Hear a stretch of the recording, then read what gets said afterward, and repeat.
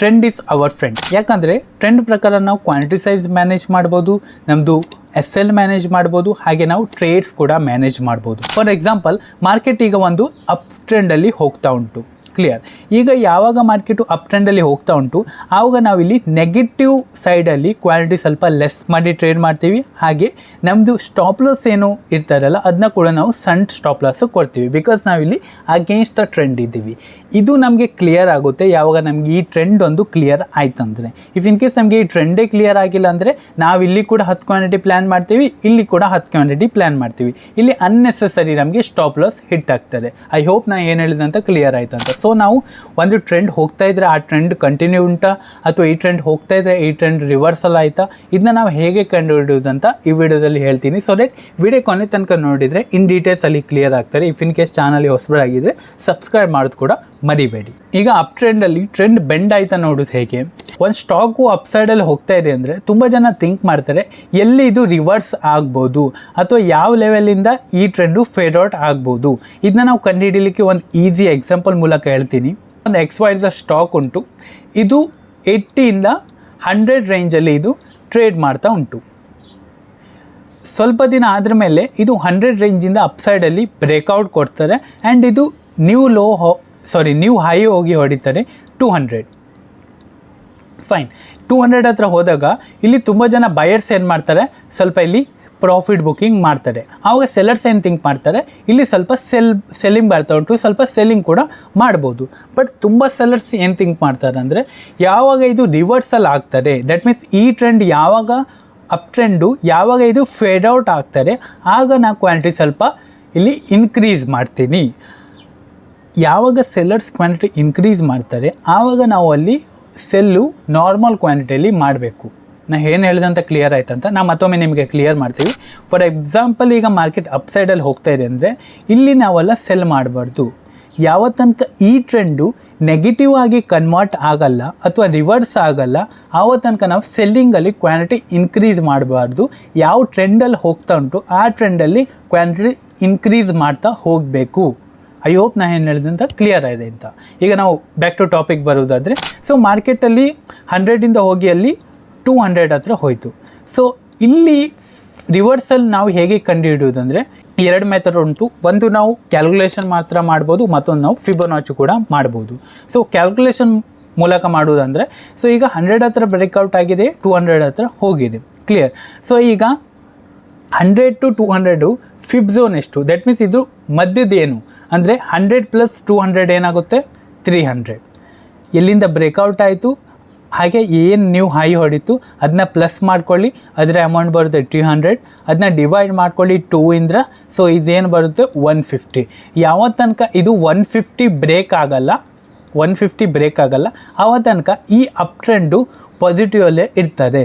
ಯಾವ ತನಕ ಇಲ್ಲಿಂದ ಡೌನ್ ಸೈಡಲ್ಲಿ ಬರ್ತದೆ 150ಕ್ಕಿಂತ ಕೆಳಗೆ XYZ ಸ್ಟಾಕು, ಆವಾಗ ನಾವಿಲ್ಲಿ ಕ್ವಾಂಟಿಟಿ ಕೂಡ ಇನ್ಕ್ರೀಸ್ ಮಾಡ್ಬೋದು.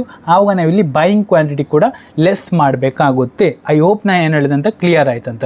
ಸೊ ಹೀಗೆ ನಾವು ಟ್ರೆಂಡ್ ರಿವರ್ಸಲ್ನ ಕಂಡುಹಿಡಿದ್ಬೋದು. ಸೆಕೆಂಡ್ ಮೆಥಡು ಫಿಬೊನಾಚಿ ಮೂಲಕ ಕೂಡ ನಾವು ಕಂಡುಹಿಡಿಯಬಹುದು. ಅದು ತುಂಬ ಈಸಿ ಆಗಿದೆ, ಅದನ್ನು ಸ್ಟೆಪ್ಸ್ ಹೇಳ್ತೀನಿ. ಈಗ ಅಪ್ ಟ್ರೆಂಡಲ್ಲಿ ಹೋಗ್ತಾ ಇದೆ ಅಂದರೆ ಮಾರ್ಕೆಟ್ ಎಲ್ಲಿ ರೇಂಜ್ನ ಬ್ರೇಕ್ಔಟ್ ಆಗಿದೆ ಆ ಲೆವೆಲ್ದು ನಮ್ಮದು ಫಸ್ಟ್ ಡ್ರಾ ಪಾಯಿಂಟ್ ಆಗಿರುತ್ತೆ. ಫಾರ್ ಎಕ್ಸಾಂಪಲ್ ಇದು 100 ಅಂತ ಇಟ್ಕೊಳ್ಳೋಣ. ಸೊ ಎಲ್ಲಿ ಅದು ನ್ಯೂ ಹೈ ಹೊಡೆದಿದೆ, ಸೊ ಇಲ್ಲಿಂದ ಮಾರ್ಕೆಟು ವಾಲಟೈಲ್ ಆಗಿ ಇಲ್ಲಿ ಒಂದು ನ್ಯೂ ಹೈ ಹೊಡಿತು ಆ್ಯಂಡ್ ಮಾರ್ಕೆಟ್ ಈಗ ಸೇಮ್ ಅಗೇನ್ ಒಂದು ಸೇಮ್ ರೇಂಜಲ್ಲಿ ಕನ್ಸಲ್ಟಿಂಗ್ ಮಾಡ್ತಾ ಇದೆ ಅಂದರೆ ಇದು ನಮ್ಮದು ನ್ಯೂ ಹೈ ಆಗುತ್ತೆ. ಇದು ಅಂದ್ಕೊಳ್ಳೋಣ 210 ಅಂತ ಅಂದ್ಕೊಳ್ಳೋಣ. ಸೊ ಇಲ್ಲಿ ನಾವು ಫಸ್ಟ್ ಡ್ರಾ ಲೈನ್ ಆಗುತ್ತೆ ಆ್ಯಂಡ್ ಇಲ್ಲಿ ನಮ್ಮದು ಸೆಕೆಂಡ್ ಡ್ರಾ ಲೈನ್ ಆಗಿರುತ್ತೆ. ನಾವು ಹೀಗೆ ಡ್ರಾ ಮಾಡ್ತೀವಿ ಒಂದು ಫಿಬೊನಾಚಿ.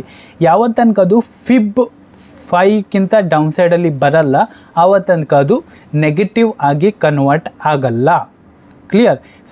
ಫಿಬೊನಾಚಿಕ್ಕಿಂತ ಕೆಳಗೆ ಬರಲ್ಲ, 0.5ಕ್ಕಿಂತ ಕೆಳಗೆ ಬರಲ್ಲ ಆವ ತನಕ ಅದು ನೆಗೆಟಿವ್ ಆ ಟ್ರೆಂಡು ಆಗಿಲ್ಲ, ಅದು ಸೇಮ್ ಟ್ರೆಂಡಲ್ಲಿ ಕಂಟಿನ್ಯೂ ಆಗ್ತಾ ಇದೆ ಅಂತ ಅರ್ಥ. ಈಗ ನಾವು ನೆಗೆಟಿವ್ ಟ್ರೆಂಡಲ್ಲಿ ನೋಡ್ಲಿಕ್ಕೆ ಹೋದರೆ, ದಟ್ ಮೀನ್ಸ್ ಇದು ಡೌನ್ ಟ್ರೆಂಡಲ್ಲಿ ನಾವು ನೋಡ್ಲಿಕ್ಕೆ ಹೋದರೆ, ಫಾರ್ ಎಕ್ಸಾಂಪಲ್ ಮಾರ್ಕೆಟ್ 200 ಹತ್ರ ಒಂದು ರೇಂಜ್ ಮಾಡ್ತಾ ಇತ್ತು, ಅಲ್ಲಿಂದ ಅದು ಬ್ರೇಕ್ ಡೌನ್ ಆಯಿತು ಆ್ಯಂಡ್ ಅದು ನ್ಯೂ ಲೋ ಹೊಡಿತು ಸಮ್ ಅರೌಂಡ್ 100 ರೂಪೀಸ್ ಹತ್ರ. ಕ್ಲಿಯರ್. ಆ್ಯಂಡ್ ಮಾರ್ಕೆಟ್ ಎಲ್ಲಿಂದ ಬ್ರೇಕ್ ಡೌನ್ ಆಯಿತು ಅದು ನಮ್ಮದು ಫಸ್ಟ್ ಡ್ರಾ ಪಾಯಿಂಟ್ ಆಗಿರುತ್ತೆ ಆ್ಯಂಡ್ ಮಾರ್ಕೆಟ್ ಎಲ್ಲಿ ನ್ಯೂ ಲೋ ಹೊಡೆದಿದೆ ಅದು ನಮ್ಮದು ಅಗೇನ್ ಒಂದು ಕೀ ಡ್ರಾ ಪಾಯಿಂಟ್ ಆಗಿರುತ್ತೆ. ಸೊ ಇಲ್ಲಿ ನಾವು ಫಿಬೊನಾಚಿ ಡ್ರಾ ಮಾಡಿದ್ವಿ. ಯಾವ ತನಕ ಇದು 0.5 ದಟ್ ಮೀನ್ಸ್ 50% ಫಿಬ್ ಬ್ರೇಕ್ ಮಾಡಲ್ಲ, ಆವ ತನಕ ನಾವು ಬೈಯಿಂಗ್ನ ಜಾಸ್ತಿ ಕ್ವಾಂಟಿಟಿಯಲ್ಲಿ ಪ್ಲ್ಯಾನ್ ಮಾಡಬಾರ್ದು. ಯಾವ ತನಕ ಒಂದು ಟ್ರೆಂಡು ಡೌನ್ ಟ್ರೆಂಡಲ್ಲಿ 50%ಕಿಂತ ಅಪ್ಸೈಡಲ್ಲಿ ಬ್ರೇಕ್ ಆಗಲ್ಲ, ಆವ ತನಕ ನಾವು ಎವ್ರಿ ರೈಸಲ್ಲಿ ಸೆಲ್ ಮಾಡಬೇಕು. ಯಾವ ತನಕ ಮಾರ್ಕೆಟ್ ಇಲ್ಲಿಂದ ಅಪ್ಸೈಡಲ್ಲಿ ಹೋಗ್ತಿದೆ ಅಂದರೆ ಅಲ್ಲಿ ನಾವು ಡೌನ್ ಸೈಡ್ ಕ್ವಾಂಟಿಟಿ ಕೂಡ ಲೆಸ್ ಮಾಡಬೇಕು ಆ್ಯಂಡ್ ಅಪ್ಸೈಡ್ ಕ್ವಾಂಟಿಟಿ ಕೂಡ ಲೆಸ್ ಮಾಡಬೇಕು. ಇದರಲ್ಲಿ ಸ್ವಲ್ಪ ಚೇಂಜಸ್ ಬರ್ತಾರೆ ಬಿಕಾಸ್ ಬೈಯಿಂಗ್ ಸ್ವಲ್ಪ ಸ್ಲೋ ಆಗ್ತಾರೆ. ವಾಲಟೈಲಲ್ಲಿ ನಮ್ಮದು SL ಕೂಡ ಹಿಟ್ ಆಗೋ ಚಾನ್ಸಸ್ ಇರ್ತಾರೆ. ಐ ಹೋಪ್ ನಾನು ಹೇಳಿದಂಥ ಕ್ಲಿಯರ್ ಆಯ್ತಂತ. ಯಾವ ತನಕ ಅದು 50% ಫಿಬ್ನ ಬ್ರೇಕ್ ಆಗಲ್ಲ ಆವ ತನಕ ನಾವು ಡೌನ್ ಸೈಡ್ ಕ್ವಾಂಟಿಟಿನ ಇನ್ಕ್ರೀಸ್ ಮಾಡಲೇಬೇಕು. ದಟ್ ಮೀನ್ಸ್ ಅದು ಸೇಮ್ ಕ್ವಾಂಟಿಟಿಯಲ್ಲೇ ಇರಬೇಕು. ಯಾವ ತನಕ ಅದು ಅಪ್ಸೈಡ್ ಅಲ್ಲಿ ಬ್ರೇಕ್ ಆಗಿ ಟ್ರೇಡ್ ಮಾಡ್ತಾ ಇದೆ ಅಂದರೆ ಆವ ತನಕ ನಾವಲ್ಲಿ ಎರಡು ಸೈಡು ಕ್ವಾಂಟಿಟಿ ಲೆಸ್ ಇಡಬೇಕು. ಇಲ್ಲಿ ಪಾಸಿಟಿವ್ ಕ್ವಾಂಟಿಟಿ ಕೂಡ ಲೆಸ್ ಇಡಬೇಕು ಆ್ಯಂಡ್ ಇಲ್ಲಿ ಡೌನ್ ಸೈಡ್ ಕ್ವಾಂಟಿಟಿ ಕೂಡ ಲೆಸ್ ಇಡಬೇಕು. ಯಾವ ತನಕ ಆ ಹೈನ ಬ್ರೇಕ್ ಮಾಡಲ್ಲ ಆವ ತನಕ ನಾವು ಕ್ವಾಂಟಿಟಿ ಇನ್ಕ್ರೀಸ್ ಮಾಡಬಾರ್ದು ಆ್ಯಂಡ್ ಲೋನ ಬ್ರೇಕ್ ಮಾಡಲ್ಲ ಆವ ತನಕ ನಾವಲ್ಲಿ ಕ್ವಾಂಟಿಟಿ ಇನ್ಕ್ರೀಸ್ ಮಾಡಬಾರ್ದು. ಸೊ ನಾನು ನಿಮಗೆ ಎಕ್ಸಾಂಪಲ್ ಮೂಲಕ ಹೇಳ್ತೀನಿ, ಆವಾಗ ನಿಮಗೆ ಕ್ಲಿಯರ್ ಆಗ್ತಾರೆ. ಮಾರ್ಕೆಟ್ ಎಲ್ಲಿ ಒಂದು ಬ್ರೇಕ್ ಡೌನ್ ಆಯಿತು ಅದು ನಮ್ಮದು ಫಸ್ಟು ಡ್ರಾ ಪಾಯಿಂಟ್ ಆಗಿರುತ್ತದೆ ಆ್ಯಂಡ್ ಮಾರ್ಕೆಟ್ ಎಲ್ಲಿ ಅದು ಹೋಗ್ತಾ ನೀವು ಲೋ ಹೊಡೆದಿದೆ ಅದು ನಮ್ಮದು ಸೆಕೆಂಡ್ ಡ್ರಾ ಪಾಯಿಂಟ್ ಆಗಿರ್ತದೆ. ಸೊ ಅದನ್ನು ಮೆಜರ್ ಮಾಡಿ ಏನು 50% ನಮಗೂ ಫಿಬೊನಾಚಿ ಬಂದಿರುತ್ತಲ್ಲ ಕ್ಯಾಲ್ಕುಲೇಟ್ ಆಗಿ, ಸೊ ಅದು ನಮ್ಮದು ಟ್ರೆಂಡ್ ರಿವರ್ಸ್ ಆಗ್ತಾ ಉಂಟಾ ಅಥವಾ ಈ ಟ್ರೆಂಡು ಕಂಟಿನ್ಯೂ ಆಗ್ತಾ ಉಂಟಾ ಅಂತ ನಮಗಲ್ಲಿ ಕ್ಲಿಯರ್ ಆಗ್ತದೆ. ಐ ಹೋಪ್ ನಾನು ಹೇಳಿದ್ದು ಕ್ಲಿಯರ್ ಆಯ್ತಂತ. ಸೊ ಇಲ್ಲಿ ಈ ಕೇಸಲ್ಲಿ ನೋಡಬೇಕಂದ್ರೆ ಸೊ ಇಲ್ಲಿಂದ ಬ್ರೇಕೌಟ್ ಆಯಿತು, ಮಾರ್ಕೆಟ್ ಮೂಮೆಂಟಮ್ ಬಂತು. ಸೊ ಯಾವಾಗ ಇಲ್ಲಿಂದ ಬ್ರೇಕೌಟ್ ಆಗ್ತದೆ ಇಲ್ಲಿ ತನಕ ನಾವು ಕ್ವಾಂಟಿಟಿ ಸೆಲ್ಲಿಂಗಲ್ಲಿ ಇನ್ಕ್ರೀಸ್ ಮಾಡ್ತಾ ಇದ್ದರೆ ಇಲ್ಲಿ ನಾವು ಸೆಲ್ಲಿಂಗ್ ಕ್ವಾಂಟಿಟಿ ಕೂಡ ಲೆಸ್ ಮಾಡಬೇಕು ಆ್ಯಂಡ್ ಇಲ್ಲಿ ಬೈಯಿಂಗ್ ಕ್ವಾಂಟಿಟಿ ಕೂಡ ಲೆಸ್ ಮಾಡಬೇಕು.